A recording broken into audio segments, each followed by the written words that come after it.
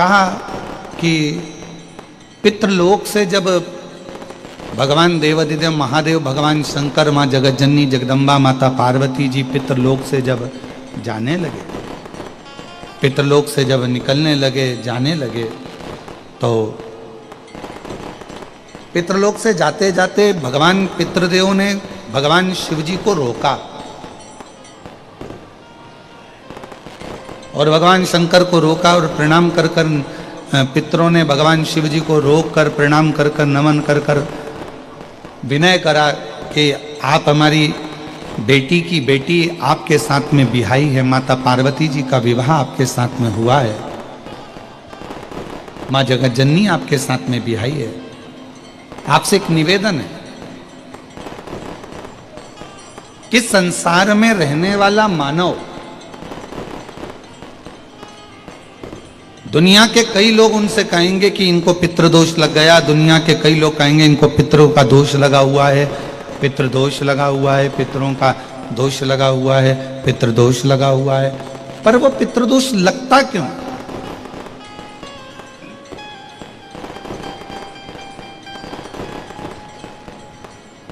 पितृदोष लगने का कारण है क्या? आपने अपने गए हुए पूर्वजों के लिए तर्पण भी करा, पिंडदान भी करा, तिलांजलि भी दी, ब्राह्मण का भोजन भी कराया, सब कुछ करा जो आपसे बन सकता था, आपने सब कुछ करा, सब कुछ। फिर पितृदोष कैसे लग गया? फिर पितरों का दोष कैसे लग सकता है? तो पितरों ने तुरंत भगवान देवादिदेव महादेव से कहा कि संसार सागर में माता पिता के रहते हुए उनका आदर ना कर पाना, या माता पिता को जब प्यास लगी उस समय पर जल प्राप्त ना हो पाना, या किसी न किसी रूप में माता पिता के पूर्वजों के आदर से वंचित रह जाना, फिर माता पिता के चले जाने के बाद, बुजुर्गों के चले जाने के बाद वो दोष घर में लग जाना पितृदोष की संज्ञा में आता। और पितृदोष के 4 लक्षण सबसे प्रबल हैं। ये कोई भी अनुभव कर सकता है। पितृदोष के 4 लक्षण में पहला लक्षण है 1 रुपया कमाओ, ₹1.25 खर्च हो रहे हैं, समझ लेना पितरों का दोष है। दूसरे नंबर का, एक व्यक्ति घर में बीमार है, ठीक हुआ, दूसरा बीमार पड़ गया, तीसरा ठीक हुआ, चौथा बीमार पड़ गया, घर में कोई ना कोई निरंतर बीमार पड़ा हुआ है, दवाई गोली लगी रही है, समझ लो पितरों का दोष है। तीसरे नंबर पर आप कोई पूजन की थाली लगाए, किसी को भोजन देने जा रहे थे, किसी को पानी देने जा रहे थे, किसी को भोजन का कोई नाश्ता देने जा रहे थे, और आपकी ट्रे में से, आपकी थाली में से, आपके हाथ से अगर कोई भरा हुआ पात्र पानी का गिर गया, नाश्ते का गिर गया, थाली गिर गई, कोई दूध का गिलास गिर गया, कोई सामग्री गिर गई, कोई पूजन की थाली तुम्हारे हाथ में है और पूजन की थाली में से मालूम पड़े कोई सामान गिर गया नीचे, समझ लो कि पितृ का दोष है।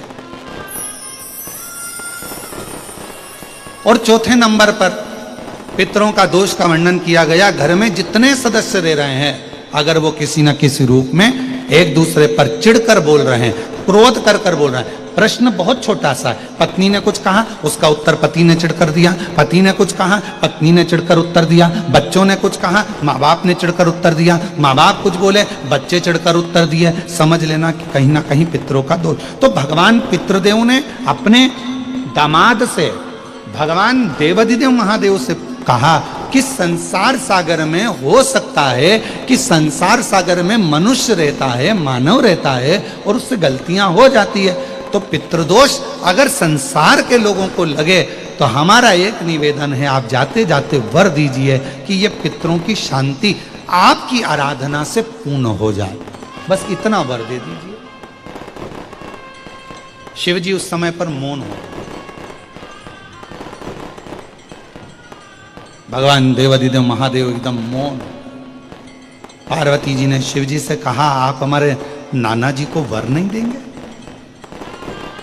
आप हमारे नाना नानी को वर नहीं देंगे? इन पितरों को और पितराणी को आप वर नहीं देंगे? शिव जी ने वर दिया मां पार्वती जी के नाना जी को और अपने नाना ससुर को। हे पितृदेव,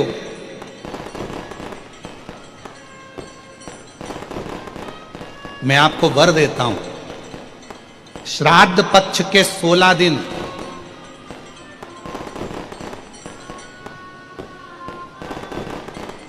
यदि संसार का कोई मनुष्य बेल दूध का प्रयोग करता है, बेल दूध से मतलब होता है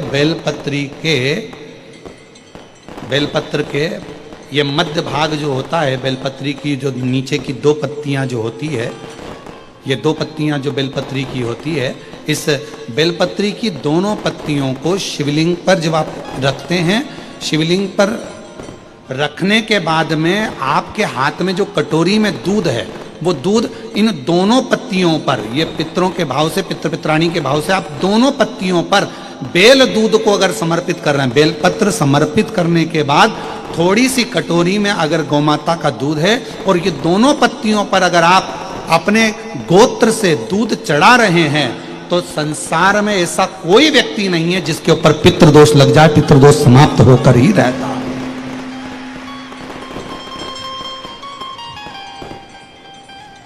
शिवलिंग पर बेलपत्र चढ़ाई, बेलपत्र चढ़ाकर ये नीचे की जो पत्ती है, आपका जो दूध का भाग है वो 2 पत्ती पर चढ़ना चाहिए, तीसरी पत्ती पर जल का भाग आता है, 2 पत्ती पर आपका दूध का भाग रहे। और जब बेल दूध का प्रयोग आप करते हैं और दूध बाबा को 16 दिन श्राद्ध के अगर कोई कह दे कि आपके घर में पितृदोष है, ये दोष है, वो दोष है, सारे दोष आपके यहाँ लग गए हैं, और आपके यहाँ ये 4 लक्षण अगर पितृदोष के दिख रहे हैं जो पहले कथा में वर्णित किए, अगर ये लक्षण दिख रहे हैं तो श्राद्ध पक्ष के 16 दिन पहले दिन से आप चालू हो जाओ। बेलपत्री शिव जी को चढ़ाया, कटोरी में या चम्मच में 2 बूंद का भी अगर दूध लेकर गए हो, थोड़ा सा भी, बस 2 पत्ती पर आपने दूध समर्पित करा और 1 लोटा जल जो तीसरे नंबर की पत्ती है उस पर समर्पित करा। आपको 16 दिन करने के बाद आपको खुद अनुभव होगा 17वें और 18वें दिन से कि मेरे घर में ऐसा लग रहा है कि सब शांति है और कोई किसी से चिढ़कर बात नहीं कर रहा, लक्ष्मी की वृद्धि अपने आप होना प्रारंभ कैसा भी। और यहां तक शिव महापुराण की कथा कहती है, किसी की फैक्ट्री बंद हो गई, किसी की दुकान बंद हो गई, चलते चलते अगर किसी का व्यापार बंद हो गया, 4 दिन चल रहा था, बहुत अच्छा चला, उसके बाद एकदम डाउन आ गया, कोई प्रशासनिक कार्रवाई हो गई, कोई अदालती कार्रवाई हो गई, कोई परेशानी सामने आकर खड़ी हो गई है, तो भी अगर प्रति 16 दिन तक लगातार शंकर भगवान के शिवलिंग पर बेल दूध का प्रयोग किया गया है, तो आप 17वें दिन से अंदाजा लगा लेंगे कि आपका धीरे धीरे धीरे धीरे धीरे धीरे जो फैक्ट्री बंद सी थी वो ऊर्जावान हो गई है, चलना प्रारंभ हो गई। बेल दूध का इतना प्रभाव पड़ता है, इतना बेल दूध का इतना महत्व। शिव जी के एक पत्र अच्छा है, देखिए, मेरा नाम आरती राम बिराजदार, मैं पुणे से आई हुई हूं, पुणे से आई हूं और मैं यहीं पंडाल में रुकी हुई हूं। कहीं पुणे से आई हुई हो और हाथ हिला दें, अगर कहीं बैठी हो तो बेलपत्र लेने के लिए आ सकती हैं। मेरा नाम आरती राम बिराजदार, मैं पुणे से आई हूं। गुरुदेव, मुझे 2 बेटी है और 1 बेटा है मेरा। बस गुरुजी, एक ही परेशानी थी कि मेरी बेटी दोनों जन्म से न सुन सकती हैं न बोल सकती हैं। मेरी दोनों बेटियां न सुन सकती हैं न बोल सकती हैं, दोनों की ना वाणी है ना श्रवण शक्ति। गुरुदेव, पुणे के मुंबई के सारे डॉक्टरों से इलाज करवाया, पर डॉक्टरों का कहना था ये ना बोल सकेगी ना दोनों सुन सकेगी। मेरे 3 बच्चे हैं, 2 बेटी 1 बेटा। दोनों बेटियां ना तो सुन सकती हैं ना बोल सकती। तब गुरुजी इलाज करा कर थक गए। तब किसी ने कहा कि सियोर वाला महाराज कथा कहता है, उसने अपनी कथा में कोई उपाय बताएगा, वो तुम सुनना करना। मैंने आपका प्रदोष वाला उपाय करा, 1 लोटा जल लेकर मंदिर जाना प्रारंभ करा और बेटियों को वो जल पिलाना प्रारंभ करा। सीहोर पहुंची, वहां से कंकर शंकर की पूजन कर कर लेकर आई और आज मैं बाबा को धन्यवाद देने के लिए आई हूं कि मेरी दोनों बेटियों की वाणी भी आ गई और श्रवण शक्ति भी आ गई। मैं बाबा को प्रणाम करने के मेरी दोनों बेटियां आज बोलने भी लगी हैं, सुनने भी लगी हैं। बाबा गुरुदेव, मेरे भोले बाबा की कृपा ऐसी हुई कि मेरी दोनों बेटियां आज, पत्र को आप लोग पढ़ते हो, एलईडी पर पढ़ रहे हो कि नहीं पढ़ रहे हो? दिख रहा है पत्र? अरे बोलो तो, एलईडी पे दिख रहा है कि नहीं दिख रहा है? दिख रहा है। गुरुदेव, भोले बाबा की कृपा से आज मेरी दोनों बेटियों की आज सुनने आ रहा है, और बाबा की कृपा, शिव जी की कृपा उन पर हुई। ये शिव तत्व है। इसमें सियोर वाला महाराज कुछ नहीं करा, इसमें करा किसने? आपके विश्वास ने। और आप जो लगनता से भगवान शिव की आराधना कर रहे हो, आप जो लगनता से भगवान शंकर की पूजन कर रहे हो, अर्चना कर रहे हो, विश्वास के साथ शिव को जो जल समर्पित कर रहे हो, विश्वास के साथ जो शंकर को भज रहे हो, ये उसका प्रताप। इसमें सियोर वाला महाराज कुछ नहीं कर रहा।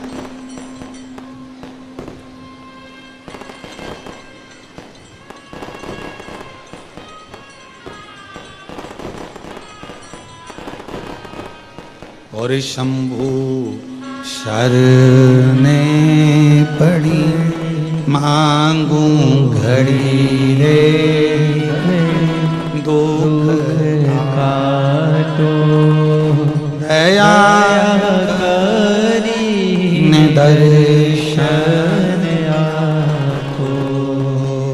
शंभु शरणे पड़ी, मांगू घड़ी घड़ी, दुख काटो, दया करी दर्शन आपको।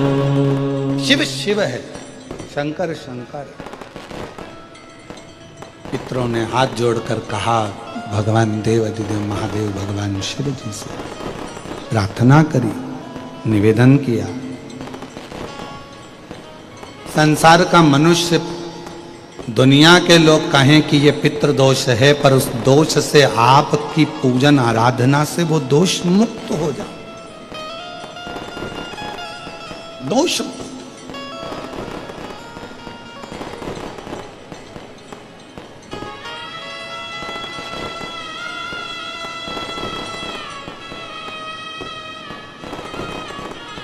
श्राद्ध पक्ष के 16 दिन नियम से धारण करो।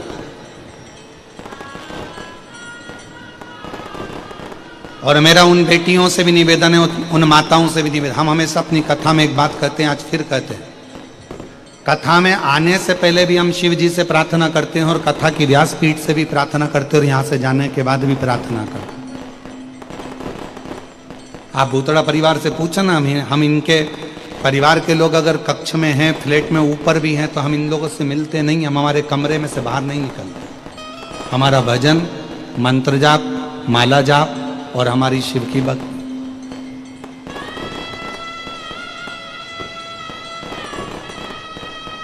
और आप में से कई लोग श्री ब्रजगोपाल जी भूतड़ा जी को फोन भी लगाए होंगे कि भैया हमको मिलाओ गुरु जी से। कई भाभी को भी फोन लगाए होंगे कि दीपाली भाभी से भी कहा होगा कि गुरुजी से मिलाओ। कई लोगों को लगता होगा खुद मिल लेते हैं, हमको नहीं मिलाते होंगे। पर सत्यता तो यह है कि हम हमारे कमरे से निकलते नहीं। हमारा भजन, हमारे बाबा की पूजन आराधना, हमारा मंत्र जाप, नाम जाप, स्मरण, बस। शिव भक्ति। तो हमारा तो उन बेटियों से भी निवेदन, उन जीजियों से, हम जब भी कथा में आते हैं, हम दो बातें भगवान से कहकर आते हैं। हे प्रभु भोलेनाथ, शंभुनाथ, त्रिकालदर्शी, कैलाशी, अविनाशी, हे शिव, इतनी कृपा करना, किसी माँ की, किसी स्त्री की, किसी नारी की गोद कभी खाली मत रखना, और किसी पुरुष की जेब कभी खाली मत रखना। स्त्री की गोद खाली रहती है तो उसको सुनना पड़ता है, और पुरुष की जेब खाली रहती है तो उसको सुनना पड़ता है।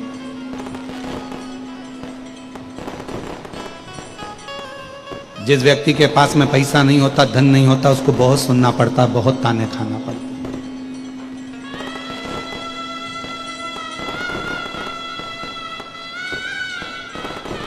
और जिस नारी के संतान नहीं होती, संतान का सुख नहीं होता, उसको भी एक पत्र है, देखिए।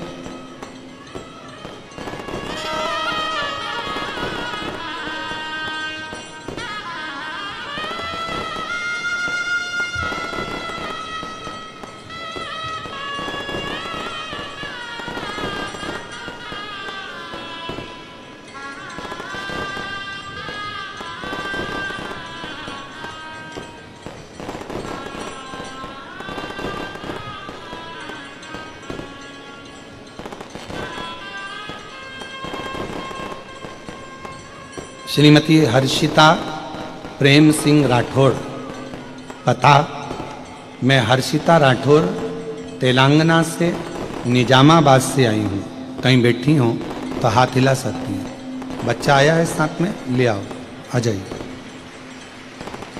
बच्चे को भी ले आओ। निजामाबाद से आई हूँ। मेरी शादी को कई साल निकल गए थे पर संतान का सुख नहीं था। 7 साल हो गए, संतान का सुख नहीं आया। बाबा डॉक्टरों को दिखाया तो मालूम पड़ा कि मेरा यूट्यूब ब्लॉक है, मेरा ट्यूब ब्लॉक है, और मेरा ट्यूब ब्लॉक होने के कारण बस संतान का सुख नहीं प्राप्त हो सकता। हैदराबाद के बड़े बड़े हॉस्पिटल में जांचें कराई गई, बताया गया, पर संतान का सुख नहीं आया। गुरुदेव, फिर ऑपरेशन का बोला गया जिसमें पैसे लाखों रुपए लगना थे, पर इतना अरेंजमेंट होना कठिन था। तब घर वालों को किसी ने बताया कि पशुपतिनाथ का व्रत करो, और पशुपतिनाथ का व्रत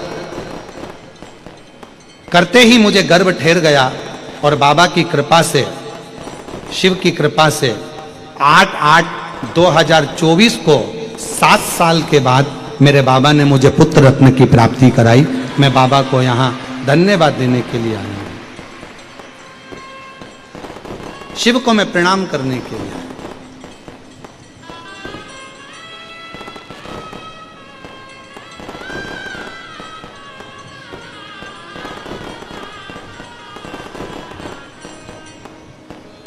एक विश्वास, एक भरोसा, एक दृढ़ता शिव के करीब में लेकर जाती है, शंकर भगवान के पास। पितरों ने कहा कि हम हमारे इस पितृदोष से संसार सागर की मुक्ति हो, मोक्ष हो, ऐसा कोई फल केवल देव अधिदेव महादेव ने बेल और दूध का जो प्रयोग है, उस प्रयोग का साधारण फल नहीं है, बहुत फल।